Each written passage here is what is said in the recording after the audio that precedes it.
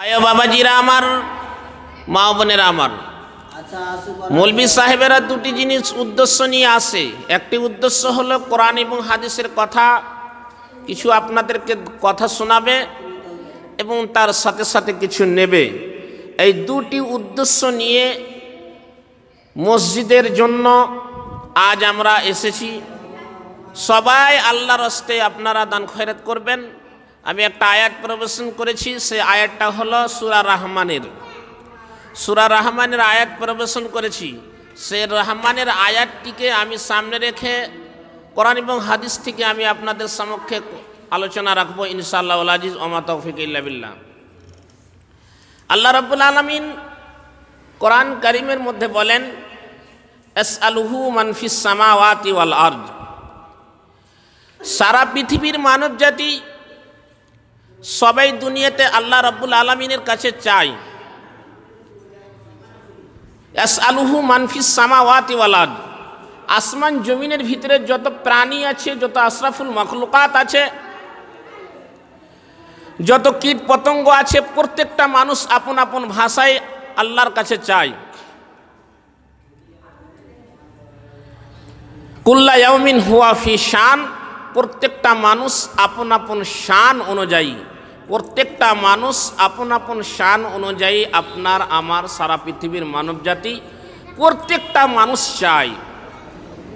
তাহলে সবচাইতে উত্তম হলো মানুষ, যে বুঝে, যে মানুষ প্রত্যেকটা মানুষের চাইতে সবচাইতে উত্তম হলো মানুষ, আশরাফুল মাখলুকাত প্রাণী থেকে। তাহলে প্রত্যেকটা মানুষ যখন প্রাণী থেকে প্রত্যেকটা মানুষের চাইতে উত্তম হলো মানুষ, প্রাণী থেকে মানুষ হলো উত্তম, তাহলে প্রত্যেকটা মানুষকে আল্লাহর কাছে চাইতে হবে। কেন? সূরা ফাতিরে আল্লাহ রাব্বুল আলামিন বলেছেন কি? আল্লাহ বলছেন ইয়া আইয়ুহান নাস আনতুমুল ফুকারা। দুনিয়ার বুকে যত দুনিয়াতে মানুষ আছে, প্রাণী আছে, প্রত্যেকটা মানুষ আল্লাহর কাছে চায়। এখানে নাস আল্লাহ বললেন আনতুমুন নাস ফুকারা ওয়া হুয়াল জ্ঞানী। আল্লাহ রাব্বুল আলামিন তিনি হলেন ধনমাল, তিনি হলেন জ্ঞানী। আর পৃথিবীর বুকে প্রত্যেকটা মানুষ আল্লাহর কাছে চায়। আল্লাহ রাব্বুল আলামিন তিনি হলেন জ্ঞানা, তিনি হলেন মালদার। তাহলে চাওয়ার একটা দিক আছে, চাওয়ার একটা পদ্ধতি আছে, চাওয়ার একটা দিক আছে। যেমন আজকে আপনাদের গ্রামে মসজিদের জন্য মসজিদ নির্মাণ করবে, মসজিদ বানাবে, মসজিদটাকে ভালোভাবে নির্মাণ করবেন, তার জন্য চাইতে এসেছে। তো চাওয়ার একটা ভালো পদ্ধতি, যার নাম হলো মসজিদ, যা পরিণাম কি? জান্নাত। মসজিদের ভিতরে হাদিস এসেছে, আল্লাহ রাসূল সাল্লাল্লাহু আলাইহি সাল্লাম বলেছেন, মান বানা লিল্লাহি মসজিদান, যে ব্যক্তি মসজিদ বানাবে, মসজিদকে নির্মাণ করবে, কামাতা আতেস, কোনো মানুষ যদি একটা কবিতরের ঘর বানায়, কবিতরের ঘরের মতো যদি মসজিদ বানায়, তাহলে যদি আল্লাহর জন্য বানায়, ইনকি মান বানা লিল্লাহি মসজিদান বানাল্লাহু লাহু বাইতান ফিল জান্নাহ, তার জন্য আল্লাহ বলছেন জান্নাতের একটা ঘর নির্মাণ করা হবে। তাহলে একটা পদ্ধতির নাম হলো চাওয়া, যে চাওয়াটার নাম ভালো উদ্দেশ্য দিয়ে, ভালো করণীয় দিয়ে, ভালো জিনিস দিয়ে, যার নাম হলো মসজিদ। মসজিদ যদি বানা হয় তাহলে মানুষের ভালো উদ্দেশ্য নিয়ে আজ আপনাদের কাছে এসেছে। তাহলে একটা ভালো কাম, যেটার নাম হলো ভালো কাম করতে গেলে, যার নাম হলো মসজিদ বানাতে গেলে, এটা আপনার পদ্ধতি। বিশ্বনবী জানাবে মুহাম্মদ রাসূলুল্লাহ সাল্লাল্লাহু আলাইহি সাল্লাম বললেন, হাদিসের ভিতরে এসেছে, প্রত্যেকটা মানুষ ফজরের নামাজ পড়ে নিয়ে আল্লাহর কাছে চাইতে হয়। 1596 নম্বর হাদিসে এসেছে ইবনে মাজা শরীফের ভিতরে আল্লাহর নবীজি বলছেন, আল্লাহুম্মা ইন্নি আসআলুকা ইলমান নাফিআন রিজকান তাইয়্যিবান আমালান মুতাকাব্বালা। হে আল্লাহ, তুমি আমার রিজিককে তুমি কি করো? রিজিক দাও, যেন পাক পবিত্র রিজিক দাও, যেন কবুল হয়। আল্লাহুম্মা ইন্নি আসআলুকা ইলমান, আল্লাহ তুমি ইলম দাও যেন নাফা বাক্স হয়। ওয়া রিজকান, রিজিক এমন দাও। ও আমালান মুতাকাব্বালা, যে যেন কবুল হয়। কি হয়? কবুল হয়। তারপরে আল্লাহ বলছেন, কি বলছেন? ও আমালাল মুতাকাব্বালা, কবুল যেন হয়। হাদিসের ভিতরে কি বোঝা গেল? প্রত্যেকটা দিন মানুষ যখন ফজরের সময় নামাজ পড়ে নিয়ে আল্লাহ পাক রব্বুল আলামিনের নবীজি বলছেন, প্রত্যেকটা মানুষ এই দুয়াটি বলে আল্লাহর কাছে চায়। প্রত্যেকটা মানুষ। আমরা নামাজ যখন পড়ি, নামাজের অবস্থায় যে সূরাটা পড়ি, সেই সূরাটার নাম হলো সূরা ফাতিহা। সূরা ফাতিহা, সেই সূরাটাতে 7টা আয়াত আছে। কয়টা আছে? 7টা আয়াত আছে। 3টা আল্লাহর জন্য আছে আর 4টি মানুষের জন্য রয়েছে। কয়টা? 4টা। আল্লাহ বলছেন, আলহামদুলিল্লাহি রাব্বিল আলামিন, সমস্ত প্রশংসা আল্লাহর, সমস্ত প্রশংসা আল্লাহর। আর রহমানির রহিম, তিনি আল্লাহ, তিনি মেহেরবান, তিনি রহমানুর রহিম, তিনি রহমদাতা, তিনি রহিম, রহম করনেওয়ালা। তাহলে কি বোঝা গেল?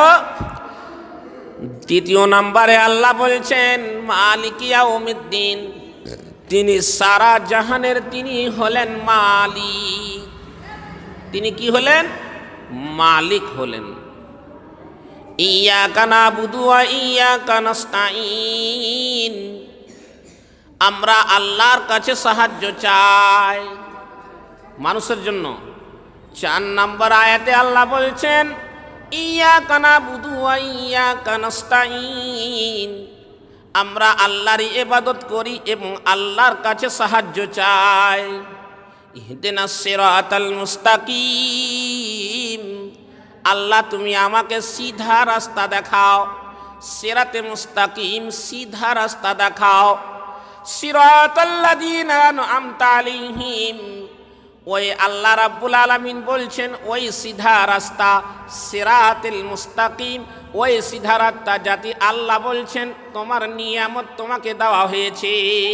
নিয়ামত আন'আমতা আলাইহিম গায়রিল মাগযুবি আলাইহিম ওয়ালাদ-দাল্লিন, যারা গুমরা আছে, যারা গুমরা পথে রয়েছে, যারা গুসাতে রয়েছে, যারা কষ্টতে রয়েছে, আল্লাহ তুমি তাদের মতো পথ দেখাও না।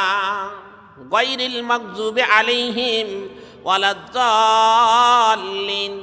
তাহলে 3টি আয়াত আল্লাহ রাব্বুল আলামিনের জন্য, আর 4টি আয়াত হলো যে প্রত্যেকটা মানুষ চাওয়ার জন্য, আল্লাহর কাছে চাওয়ার জন্য।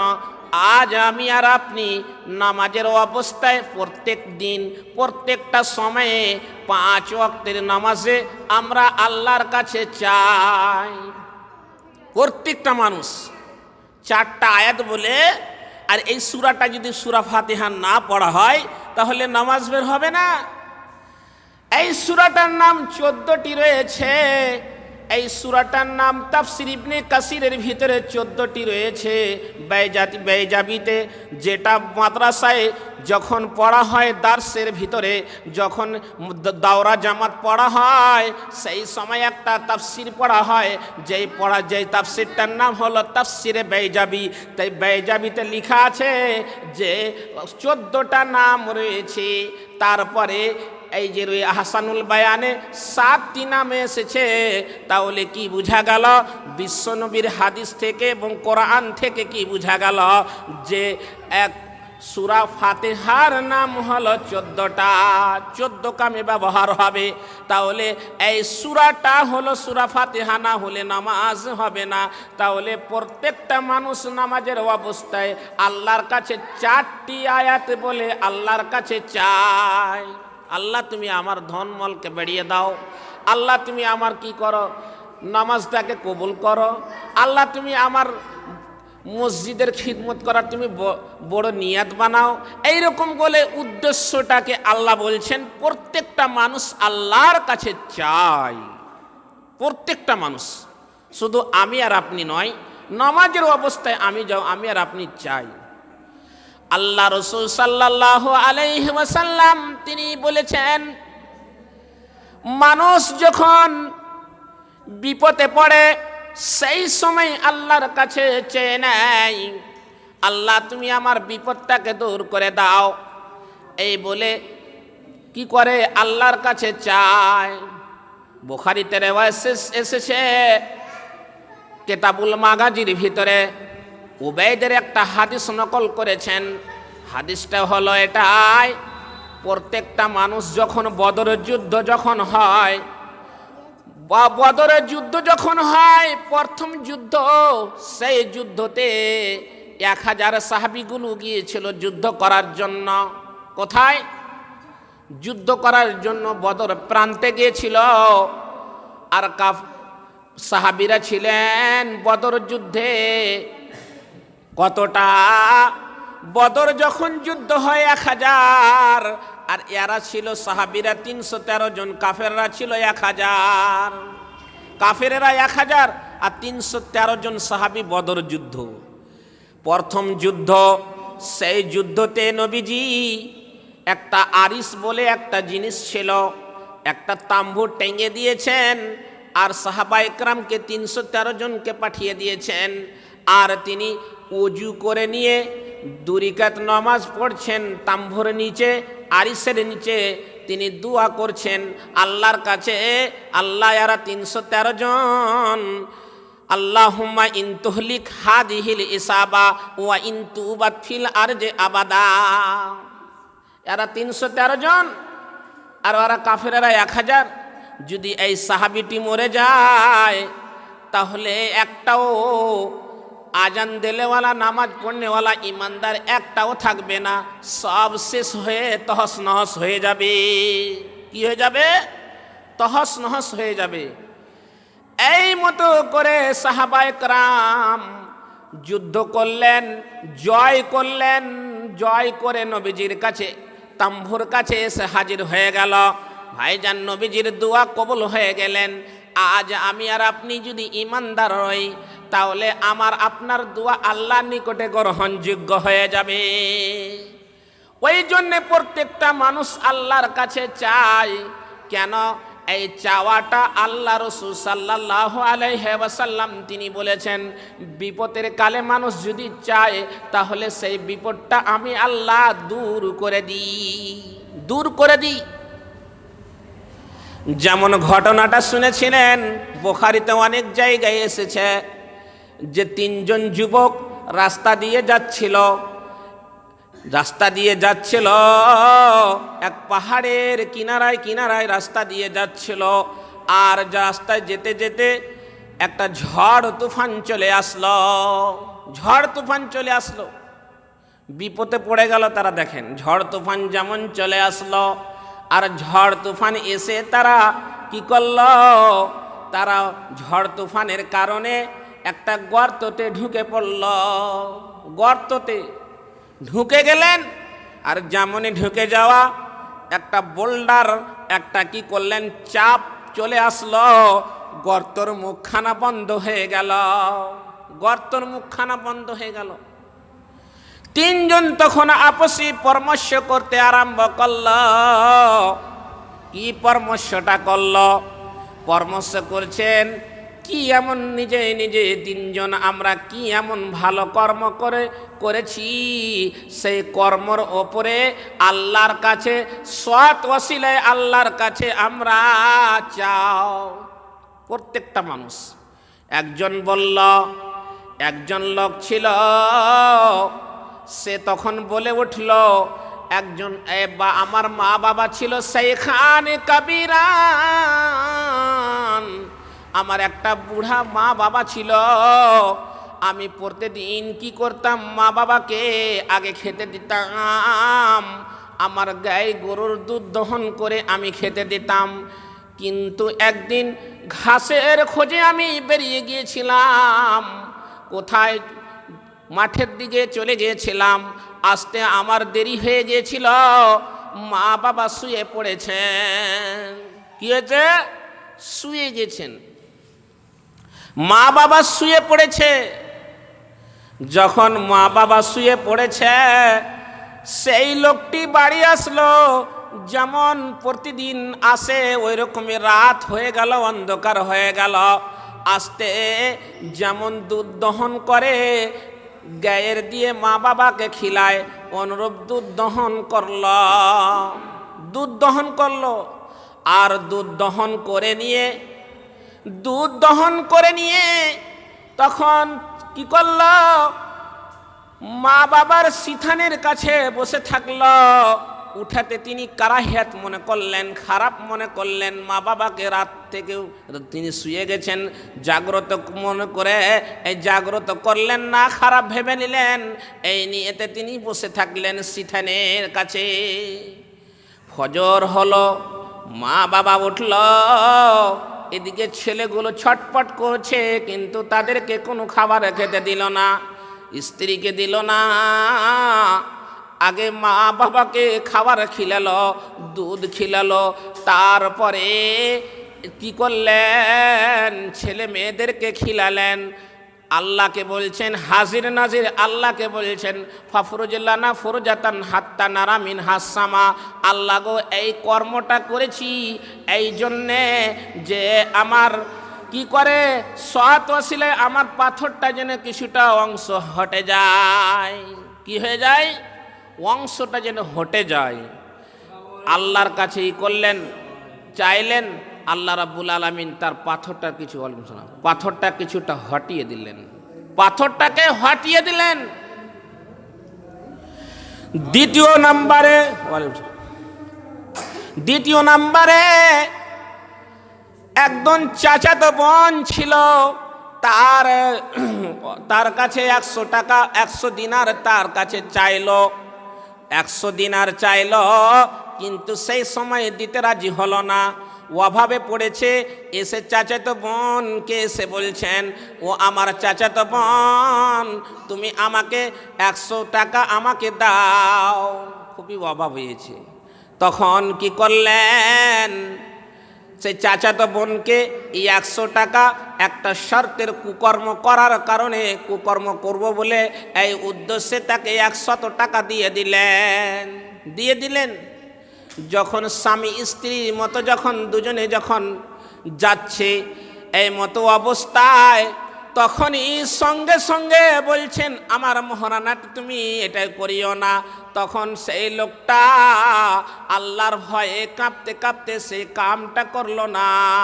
আল্লাহকে এই কথাটা বলছেন, হাসিন নাজির বলছেন, ফাফরুজনা লানা ফুরজাতান হাত্তা নারা মিন হাসামা, আল্লাহ তুমি এই কর্মটা আমি করলাম না, আল্লাহ তোমাকে হাজির নাজির জানিয়ে দিলাম, আল্লাহ এই কামটা আমি এই জন্যে করলাম, আল্লাহ যদি তুমি আমার পাথরটা যেন কিছুটা অংশটা হটিয়ে দেন। আর কিছুটা পাথরকে হটিয়ে দিলেন। দ্বিতীয় নাম্বারে একজন মজদুরি, একজন লোক খাটত, সেই প্রতিদিন টাকা পয়সা মালিকের কাছে নিয়ে নিত, টাকা পয়সা মালিকের কাছে নিয়ে নিত আর নিয়ে চলে যেতেন। একদিনকার ঘটনা, টাকা নিল না দিয়ে চলে গেল। তখন সেই টাকাটাকে কি করলেন, মালিক তখন একটা ছাগল নিলেন, ছাগল থেকে একটা পাল ছাগল হয়ে গেল, গাই গরুর ছাগল হয়ে গেল। যখন ছাগল হয়ে গেল, তখন ছাগল হয়ে গেল, লোকটি যেই কাজ করেছিল সে অভাবে পড়েছে, আবার সেই মালিকের কাছে এসে বলছেন, ভাইজান আমাকে সেই টাকাটা যে কাজ করেছিলাম সেই কাজের পয়সাটা আমাকে দেন। তখন বলছেন, কি বলছেন, যে এই গরু ছাগলগুলো এক পাল আছে, এই বকরিগুলো এক পাল আছে, তুমি এগুলো নিয়ে চলে যাও, রাখালটা তোমার পয়সাতে হয়েছে, তুমি নিয়ে চলে যাও। লোকটি তখন বলছেন, আমার সঙ্গে কি আপনি মজাক করছেন? মজাক করছেন? তখন মালিক বলছেন, না, আমি কি করি না, মজাক করি না। তোমার পয়সাতে এই ছাগল একটা কিনেছিলাম, এই ছাগলটাতে কি করেছিলাম, একটা ছাগল হলো, দুটা হলো, তিনটা হলো, চারটা হলো, এইরকম করে করে করে এই একটা পাল হয়ে গেছে। তোমার এটি গরু নিয়ে চলে যাও। তখন বলছেন, এই কর্মটা কিসের জন্য? ছাগলটি যে কর্মটা ছাগলটি দিল, ছাগলটি নিয়ে চলে যাও। লোকটি তখন ছাগলটিকে নিয়ে চলে গেলেন। তখন এই লোক বলছেন, ফাফরুজলানা ফুরজাতান হাত্তা নারা মিনহাস সামা, আল্লাহ তুমি পাথরটার কি সম্পূর্ণরূপে তুমি হটিয়ে দাও। কি বোঝা গেল? ভালো উদ্দেশ্যে, সৎ উদ্দেশ্যেতে কি করলো, বিপদকে দূর করে দিল। এটা হলো হাদিসের কথা। সৎ উদ্দেশ্যতে চাইলো তো আল্লাহ রাব্বুল আলামিন ওই কথাটাই বলছেন, আসআলুহু মান ফিস সামাওয়াতি ওয়াল আরদি কুল্লা ইয়াউমিন হুয়া ফি শান। হে দুনিয়ার মানুষ, প্রত্যেকটা মানুষ আল্লাহ রাব্বুল আলামিনের কাছে চায়। তুমি ভালো অবস্থায় আল্লাহর কাছে চাও। তুমি কি করো? তুমি যখন বিপদে পড়বা তখন তুমি আল্লাহর কাছে যা চাও, আল্লাহ তুমি রাস্তাটাকে খুলে দাও, রাস্তাটাকে খুলে দাও। এই জন্যে প্রত্যেকটা মানুষ, আমি আর আপনি নামাজের অবস্থা চাই। ভাইজান, আল্লাহ রসুল সাল্লাল্লাহু আলাইহি ওয়াসাল্লাম তিনি হাদিসের ভিতরে বলেছেন, দুনিয়াতে যত মানুষ আছে সবাই আল্লাহর কাছে চায়। আল্লাহ হলেন তিনি জ্ঞানা, তিনি মালদার। তাহলে চাওয়ার একটা পদ্ধতি রয়েছে। যেমন সকালবেলায় একটা ট্রেনে যখন কোনো মানুষ উঠে যায়, অন্ধ মানুষ উঠে যায়, আর উঠে গিয়ে কুমকুম একটা বাজায় আর বলে যে আমাকে কিছু পয়সা দেন। যারা শক্ত দিলের তারা কিন্তু দেবে না, যারা নরম দিলে তখন তারা দিতে লাগলো। এইরকম করে ফারেক্কায় চাপলো, মনে করেন দিয়ে পাকুড় যেতে যেতে 300 টাকা ইনকাম হয়ে যায়। অনুরূপ আল্লাহ রসুল বলছেন, একটা পদ্ধতি হলো, যেই পদ্ধতির নাম হলো মসজিদ। চাওয়ার একটা পদ্ধতি। এটা হলো দুনিয়াবি ক্ষেত্রে। বিপদে যখন পড়েছিল কে? ইউনুস আলাইহিস সালাতু ওয়াস সালাম নিজের কওমকে বলেছিল। কোরআনের ভিতরে সূরা ইউনুসের ভিতরে 96 নম্বর আয়াতে একটা ঘটনা তুলে ধরেছেন। সেই ঘটনাটা হলো এটাই, কি? ফালাউলা কানাত কারিয়াতুন আমানাত ঈমানুহা ফানাফা ঈমানুহা ইল্লা কাওমা ইউনুস। ওই জনপদ ব্যক্তিদেরকে ইউনুস আলাইহিস সালাতু ওয়াস সালাম তিনি তাদেরকে দীর্ঘদিন ধরে তারা কুফরিতে এবং শিরকে লিপ্ত ছিল। দীর্ঘদিন ধরে তাদেরকে হেদায়েত দিলে তোমরা কুফরি করিও না, তোমরা কি করিও না, শিরকে লিপ্ত হয়ে না। দীর্ঘদিন নিজের কওমকে হেদায়েত করলেন, কিন্তু কওমের লোক শুনল না। তখন তিনি ইউনুস আলাইহিস সালাতু ওয়াস সালাম নিজের কওমকে বলছেন, তোমাদের উপরে 3 দিনের ভিতরে একটা আযাব আসবে, যে আযাবে তোমরা সবাই ঈমান নিয়ে আসবে। ফানাফানা ঈমানুহা ইল্লা কাওমা ইউনুস। তোমরা কি হবে? 3 দিনের মধ্যে তোমাদের কাছে আযাব আসবে। যখন এই কথাটা বললেন হযরত ইউনুস আলাইহিস সালাতু ওয়াস সালাম, তখন নিজের জনপদ ছেড়ে দিয়ে ইউনুস আলাইহিস সালামকে কওমের লোকেরাই কি করলো, যে তোমাকে হত্যা করার জন্য, তোমাকে মারার জন্য তোমাদের কওমের লোক তোমাকে পরামর্শ নিছে, তুমি এই দেশ থেকে তুমি চলে যাও। তখন ছুটতে লাগলেন। ইউনুস আলাইহিস সালাতু ওয়াস সালাম কথা শুনে তারা কি করলো, ছুটতে লাগলেন। ইউনূস আলাইহিস সালাম রাস্তায় যেতে লাগলেন, আর এদিকে কওমের উপরে 3 দিনের মধ্যে আযাব চলে আসলো। কওমের লোক ঈমান নিয়ে আসলো, তাকে হত্যা করে দেবে এই মনে করে হযরত ইউনূস যেতে লাগলেন, আর তারা কওমের লোক ঈমান নিয়ে আসলো। আযাব তার আযাব আল খিজিহি ফিল হায়াতিদ দুনিয়া আযাবুন আযীম। তার কি করলেন, আযাব তাকে আল্লাহ রাব্বুল আলামিন উঠিয়ে নিলেন, আযাবটাকে উঠিয়ে নিলেন। ইউনূস আলাইহিস সালাতু ওয়াস সালামের যখন আযাবটাকে উঠিয়ে নিলেন, কওমের লোক হত্যা করার জন্য ইউনূস আলাইহিস সালাম ছুটতে লাগলেন।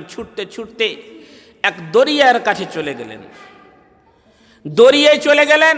আর দরিয়াকে মারবে বলে নৌকা একটা রাস্তা দিয়ে কি করলো, দরিয়াতে যাচ্ছিল, সমুদ্রতে যাচ্ছিল। এই মতো অবস্থায় ইউনূস আলাইহিস সালাতু ওয়াস সালাম তিনি কি করলেন, নৌকার উপরে চেপে নিলেন।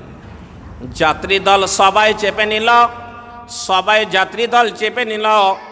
যখন ইউনূস আলাইহিস সালাতু ওয়াস সালাম যাত্রী দল নিয়ে সবাই নিয়ে চেপে নিল, যখন মাঝখানে যখন চলে গিয়েছে, এই মতো অবস্থায় নৌকা একবার এদিকে হিলছে, একবার এদিকে হিলছে, হিলাডলা শুরু করে দিল। নৌকার মাঝি বলছেন যে কে এমন পাপী লোক আছো, তুমি এই নৌকা থেকে তুমি চলে যাও। তখন কিন্তু সেই কেউ রাজি হয় না, কেউ নামতে চায় না, কেউ পড়ে না, কোন দিকে যায় না। ইউনূস আলাইহিস সালামের নৌকার মাঝি বলছেন, তাহলে তোমরা লটারি করো। লটারি করতে লাগলো। যেমন আজ আমরা লটারি খেলছি, এটা লটারি খেলা জায়েজ নয়, কিন্তু সেই সময় ভালো কাজের জন্য লটারি করলো। নাম উঠলো ইউনূস আলাইহিস সালামের নাম। একবার উঠলো, আবার দ্বিতীয়বার লটারি করলো, আবার ইউনূস আলাইহিস সালামের নাম উঠছে। আর একবার লটারি করলো, আবার উঠছে। 3 বার যখন হযরতে ইউনূস আলাইহিস সালামের নাম উঠল, তখন হযরতে ইউনূস তিনি ঝাঁপিয়ে পড়ে গেলেন, দরিয়াতে পড়ে গেলেন। আর যেমনই পড়ে যাওয়া, একটা বিরাট বড় মাছ তাকে গিলে নিল। কি করলো, গিলে নিল। দিয়ে হযরত ইউনূস আলাইহিস সালাম তিনি অন্ধকারে পড়ে গেলেন। 3টা অন্ধকার, একটা হলো কূপের মধ্যে অন্ধকার, মাছের পেটে অন্ধকার, আর সেই সময়কার অন্ধকার। 3টা অন্ধকারে পড়ে গেলেন হযরত ইউনূস আলাইহিস সালাম। তাফসিরে এসেছে 20 দিন কিংবা 40 দিন, হাদিসে এসেছে 40 দিন, তাফসিরে এসেছে 20 দিন, আর কোন রেওয়াতে এসেছে 15 দিন। তাহলে আসল রাজেহ কল হলো 40 দিন পর্যন্ত হযরত ইউনূস আলাইহিস সালাম মাছের পেটে থাকলেন। আর এই দুয়াটা পড়েছিলেন, লা ইলাহা ইল্লা আনতা সুবহানাকা ইন্নী কুনতু মিনাজ জালিমিন। আল্লাহ, আল্লাহ ছাড়া কোনো সত্য মাবুদ নেই, আল্লাহ তুমি পাক পবিত্র। সুবহানাকা ইন্নী কুনতু মিনাজ জালিমিন, আল্লাহ তুমি আমার কি করো, জুলুমটাকে দূর করে দাও। আল্লাহর কাছে চাই, ইন্নী কুনতু মিনাজ জালিমিন, জালেমদের মধ্যে না হয়ে যায় আমরা। এই কি করলেন, দোয়া করলেন। 40 দিন পর্যন্ত মাছের পেটে হযরতে ইউনূস আলাইহিস সালাম থাকলেন। আর থেকে হযরতে ইউনূস আলাইহিস সালাম তিনি যে মাছ তাকে খেতে পারলেন না, নদীর কিনারায়, সমুদ্রের কিনারায় উগলে ফেলে দিল। 40 দিন পরে উগলে ফেলে দিল। হযরতে ইউনূস আলাইহিস সালাম তিনি কি করলেন, একটা ক্লান্ত বোধ হলো যে আমি মাছের পেটে থাকলাম, খুবই ক্লান্ততে পড়ে গেলেন। ভাইজান, তাহলে এই ঘটনাটা থেকে, মুখতাসার ঘটনা থেকে আমরা বুঝতে পারলাম যে ইউনূস আলাইহিস সালাম বিপদে পড়েছিল, নিজের কওমকে হেদায়েত করেছিল, কওমের লোক মানেনি। যখন যেতে লাগলো তখন তারা ঈমান নিয়ে এসেছিল। তবে হযরতে ইউনূসকে কাতাল করে দিব বলে এই আখ্যায়িত করলো। হযরতে ইউনূস আলাইহিস সালাম ছুটে পড়ে গেলেন কোথায়, এক সমুদ্র সমুদ্রতে পড়ে গেলেন। সমুদ্রের মাছ 40 দিন পর্যন্ত রাখলো, কিন্তু গিলতে পারল না। এই বিপদ থেকে এই দুয়াটাই পড়েছিলেন, লা ইলাহা ইল্লা আনতা সুবহানাকা ইন্নী কুনতু মিনাজ জালিমিন। তিনি এই দুয়াটা পড়েছিলেন, আল্লাহ রাব্বুল আলামিন তার বিপদকে দূর করে দিয়েছিলেন। ভাইজান, আমি বলতেছিলাম, মানুষ যখন বিপদে পড়ে যায়, আল্লাহর কাছে চায়, তাহলে আল্লাহ রাব্বুল আলামিন তার বিপদটাকে দূর করে দেয়। কিন্তু আজ আমরা মানুষ যদি বিপদে পড়ে যায়, তাকে আরো উল্টা বিপদ দিয়ে থাকি। কোনো মানুষ যদি বিপদে থাকে, আরো উল্টা বিপদ দিই। রাসূলুল্লাহ সাল্লাল্লাহু আলাইহি সাল্লাম বলছেন, যদি কোনো মানুষ বিপদে থাকে, তাহলে তার তুমি সাথ দাও, বিপদটাকে দূর করো।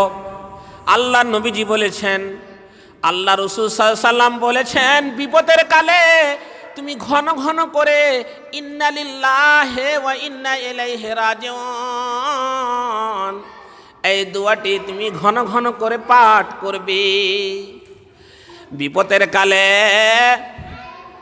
আল্লাহুম্মা আজরনি ফি মুসিবাতি ওয়াখলুফ লি খায়রাম মিনহা, এগুলোকে ঘন ঘন করে পাঠ করবে, আল্লাহ আপনার বিপদকে দূর করে দেবেন, বিপদকে দূর করে দেবে। তাহলে হযরতে ইউনূস আলাইহিস সালাতু ওয়াস সালাম বিপদকে দূর করেছিল, ওই দুয়াটা বলেছিলেন, লা ইলাহা ইল্লা আনতা সুবহানাকা ইন্নী কুনতু মিনাজ জালিমিন। আর আজ আমরা পৃথিবীতে মানুষ যখন আল্লাযীনা ইযা আসাবাতহুম মুসিবা ক্বালু ইন্না লিল্লাহি ওয়া ইন্না ইলাইহি রাজিউন, যখন কোনো বান্দা মুসিবতে পড়ে যাবে, তখন তার কাছে, আল্লাহর কাছে কি করবেন? এই দোয়া বলে চাইবেন, আল্লাহ দূর করে দিবে। তাহলে আমাদেরকে দোয়া করতে হবে, দোয়া করতে হবে, আল্লাহর কাছে চাইতে হবে, আল্লাহ তুমি আমার বিপদকে দূর করো। আজ আমি আর আপনি, সারা পৃথিবীর মানব জাতি, আমরা আল্লাহর কাছে চাই। কি চাই? ভালো অবস্থাতে চাই। যেমন একটা সৎ উদ্দেশ্য হলো যে সৎ ওয়াসিলায় 3 জন লোক চেয়েছিল বিপদের সময়, এইরকমই একটা ভালো সময়ে আজ আমরা মসজিদের জন্য এসেছি, আল্লাহর কাছে চাওয়ার জন্য। চাইতে গেলে আমাকে একটা টাইম বের করতে হবে। বিশ্বনবী বলছেন, নামাজের আল আযান ওয়াল ইকামাতু লা ইউরাদ্দ। আল্লাহ রাসূল সাল্লাল্লাহু আলাইহি সাল্লাম তিনি বলছেন, যখন আযান আর ইকামতের মধ্যে মানুষ আল্লাহর কাছে চাইতে হয়, এই দুয়াটা রাদ হয় না, বাতিল হবে না। আযান আর ইকামতের মধ্যে আল্লাহর কাছে চাইবেন, আপনার দোয়া কবুল করবেন, রাদ হবে না, বাতিল হবে না।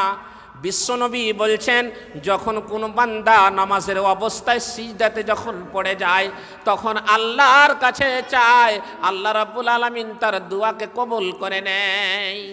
তাহলে চাওয়ার সময় হলো সিজদার সময়, চাওয়ার সময় হয় আযান আর ইকামতের মধ্যস্থলে। তাহলে আল্লাহ রাব্বুল আলামিন আপনার ভালো সময়ে এই দোয়াটি কবুল করবেন। বিশ্বনবী জনাবে মুহাম্মদুর রাসূলুল্লাহ সাল্লাল্লাহু আলাইহি ওয়াসাল্লাম বলছেন, আজ আমি আর আপনি মসজিদের জন্য যেই জায়গাটার নাম হলো প্রিয় মসজিদ, যেই জায়গাটার নাম হলো প্রিয় জায়গা মসজিদ, আল্লাহর নবীজি বলছেন আহাব্বুল বেলাদে আলাল্লাহে মাসাজিদুহা ওয়া আবগাসুল বেলাদে আলাল্লাহে আসওয়াকুহা। আল্লাহর নবীজি বলছেন, সবচাইতে প্রিয় জায়গা হলো মসজিদ, ওয়া আবগাসুল বেলাদে আলাল্লাহে আসওয়াকুহা, সবচাইতে খারাপ জায়গা হলো বাজার। খারাপ জায়গা কোথায়? বাজার। প্রিয় জিনিস কেন বললেন, প্রিয় জায়গা কেন বললেন? এর তথ্য রয়েছে, মসজিদ হলো সবচাইতে প্রিয় জায়গা, সবচাইতে উত্তম জায়গা, ভালো জায়গা, যার নাম হলো মসজিদ। মসজিদের জন্য না আমরা চাইতে এসেছি, মসজিদ হলো প্রিয় জায়গা, সব চাইতে আর সবচাইতে খারাপ জায়গা হলো বাজার। নবীজি কেন বাজারকে খারাপ জায়গা বললেন? মসজিদ বাজার এই জন্যে খারাপ জায়গা, বাজারে যখন যাবেন হই হাল্লা হবে, পিছড়াগুলো পড়ে থাকবে। এই জন্যে নবীজি বাজারে যখনই ঢুকতেন সঙ্গে সঙ্গে যেটা সামান নেওয়ার তিনি নিয়ে নিতেন আর তিনি বাড়ি ফিরে চলে আসতেন, খারাপ জায়গা বলে। আজ আমাদেরকে প্রিয় জায়গার নাম হলো মসজিদ, আর মসজিদটা হলো রিয়াজুল জান্নাহ। রিয়াজুল জান্নাহ, আল্লাহর নবীজি বলছেন যে এটা হলো মাল মসজিদ রিয়াজুল জান্নাতে ফারদাউ। আল্লাহর নবীজি বলছেন এই মসজিদটা হলো রিয়াজুল জান্নাহ। একে মসজিদ রিয়াজুল জান্নাহ কেন বললেন? রিয়াজুল জান্নাহ সাহাবায়ে কেরাম বুঝতে পারলেন না, যখন রিয়াজুল জান্নাহ যখন মসজিদ হবে, মসজিদের ভিতরে তোমরা যে ফলগুলো আসবে সেই ফলগুলো তুমি খেয়ে নিও।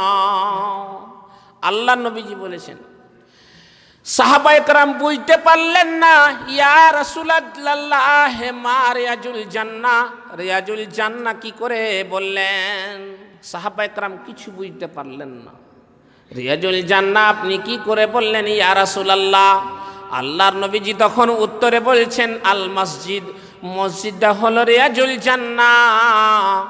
রিয়াজুল জান্নাহ এতে থেকে মুরাদ নিয়েছেন যখন মসজিদে কোনো মানুষ যখন ঢোকে তখন লা ইলাহা ইল্লাল্লাহ সুবহানাল্লাহি ওয়ালহামদুলিল্লাহ লা ইলাহা ইল্লাল্লাহ আল্লাহু আকবার এইগুলোকে পড়ে নিও। এটি হলো ফল, এটাই হলো রিয়াজুল জান্নাহ। মসজিদে যখন আপনি প্রবেশ করবেন সুবহানাল্লাহ আলহামদুলিল্লাহ এগুলো পড়বেন, ওয়ালা ইলাহা ইল্লাল্লাহ আল্লাহু আকবার এগুলোকে পড়ে নেবেন, এটাই হলো রিয়াজুল জান্নাহ নবীজি বলেছেন। তাহলে সবচাইতে প্রিয় জায়গার নাম হলো মসজিদ, আর মসজিদের নাম হলো রিয়াজুল জান্নাহ। একটা ঘটনা তুলে ধরেছেন হাদিসের ভিতরে। হাদিসের ভিতরে এসেছে, অন্য দারামির ভিতরে, বাইহাকির ভিতরে, অন্য রেওয়ায়াতগুলোর ভিতরে এসেছে যে বানু সালমা বলে একটা গোত্র ছিল, কাবিলা ছিল বানু সালমা। সেই বানু সালমাদের গোত্রের লোকের বাড়ি ছিল মসজিদে নববী থেকে বহুত দূরে, অনেকগুলো দূরে ছিল। তাদের মসজিদের আসতে তাদের কি হতো? অসুবিধা হতো আসতে, কারাহিয়াত খারাপ হতো, আসতে অসুবিধা হতো খুবই মনে। তারা আসতে তাদের অসুবিধার কারণে তারা কি করল? তারা খবর পেয়েছে যে মসজিদে নববীর পাশে একটা রুমগুলো খালি হতে লেগেছে। কি খবর পেয়েছে? মসজিদে নববীর পাশে রুমগুলো খালি হতে লেগেছে। তখন তারা একটা মন তৈরি করে নিল। কি করলো? মন তৈরি করে নিল যে ওই জায়গায় রুম নিয়ে ভাড়া নিয়ে নেব আর ওই জায়গাতে থাকব। আর থাকতে গেলে আমাদের কি হবে? নামাজ পড়া আমাদের আসান হয়ে যাবে। এই বলে তারা একটা মন তৈরি করে নিল। হাদিসে এবারত এসেছে আতান্তাকাল ফি কুরবিল মসজিদে, তারা মসজিদের নিকটে একটা কামরা ভাড়া নিয়ে নেব এইরকম মনে করে একটা মন তৈরি করে নিল। যখনই মন তৈরি করে নিল, আল্লাহর নবীকে খবর পৌঁছে গেলেন। দিয়া রকম আসা রকম তুক্তাব আসা রকম, হে বানু সালমার লোক, তোমরা কি এমন এইরকম কথা বলেছ? মসজিদের পাশে রুমগুলো ভাড়া নিয়ে নেব এরকম বলেছ? আল্লাহর নবীজি বললেন, হো বানু সালমার লোক, ও বানু সালমার লোক, তোমরা কি করো? বাড়ি থেকে যত কদম তুমি ফেলবা আসবা, দূরে থেকে আসবা, তত তোমার কদমে কদমে গুনাহগুলো তোমার দূর হয়ে যাবে। আর কদমে কদমে তোমার নেকি লিখা হবে, কদমে কদমে নেকি লিখা হবে, আর তোমার কদমে কদমে গুনাহগুলো মাফ হয়ে যাবে। যেমন এই কথা বলা মাত্রই আল্লাহর নবী সাল্লাল্লাহু আলাইহি ওয়াসাল্লামের কথাগুলোকে তারা মেনে নিল। ভাইজান বলতেছিলাম হাদিস থেকে স্পষ্ট কথা বুঝতে পারা গেল যে তারা কি করল, মন তৈরি করে নিল। যখন তৈরি করার এতি নবীজি বলে দিলেন, বাড়ি থেকে যত দূর আপনি আসবেন আপনার গুনাহগুলো দূর হয়ে যাবে, আপনার নেকি আপনি কদমে কদমে পাবেন। তাহলে কি বুঝতে পারা গেল? আল্লাহর নবীজি বলছেন মসজিদ হলো প্রিয় জায়গা, যার জন্য এইগুলো ফাজিলত রয়েছে। আজ আমি আর আপনি মসজিদের ভিতরে আল্লাহ রাসূল সাল্লাল্লাহু আলাইহি ওয়াসাল্লাম যেভাবে আমাদের মসজিদগুলোকে নির্মাণ করে গেছেন, ওই মসজিদগুলোকে আমাদেরকে ফাজিলতগুলো আদায় করতে হবে। আল্লাহর নবীজি বলছেন যে এজা আতা আহাদুকুমুল মসজিদা হাত্তা ইয়াজলিস ফালা ইয়াজলিস হাত্তা ইউসাল্লি রাকাতাইন। যখন কোনো বান্দা, যখন কোনো মানুষ মসজিদের ভিতরে আসবে, তখন মসজিদে এসে ফালা ইয়াজলিস না বসে,